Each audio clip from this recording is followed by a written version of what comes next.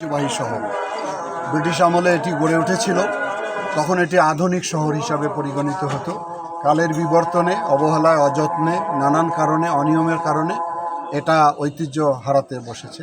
আমরা দীর্ঘ আলোচনা করলাম রেল কর্মকর্তাদের সঙ্গে, যারা অবৈধ দখলদার রয়েছে। সরকারের যে নীতিমালা রয়েছে, সেই নীতিমালার আওতায় যদি কেউ সেখান থেকে লিজ গ্রহণ করতে চায়, তাহলে সেই নীতিমালা অনুযায়ী তাদেরকে লিজ দেওয়া হবে এবং পরিত্যক্ত জায়গাগুলো যাতে পুনরুদ্ধার করা যায় এবং হারিয়ে যাওয়া যে প্রতিষ্ঠানগুলো আছে এগুলোকে আবার স্বাভাবিক জায়গায় নিয়ে আসা যায়, সে ব্যাপারে আমরা অনেক দীর্ঘ আলোচনা করেছি।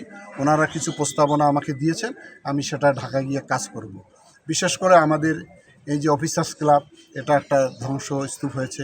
এমটি হোসেন আমাদের বিলুপ্ত প্রায়, মগরহাট রেল লাইন বিলুপ্ত হয়েছে।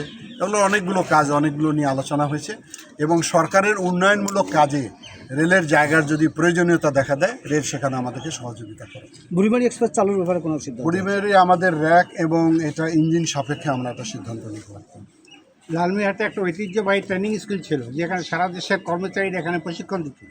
এটা বন্ধ হয়ে গেছে, এটা পুনরায় চালু করা খুব দরকার। আর দ্বিতীয়ত আরেকটি বিষয় হলো, এখানে শত শত বাসা বাড়ি যারা মেনটেন্যান্সের অভাবে বসবাসের অযোগ্য এবং এগুলোতে টোটালি একটা অবৈধ দখলদাররা দখল করে আছে এবং পরিবেশ নষ্ট হয়ে যাচ্ছে।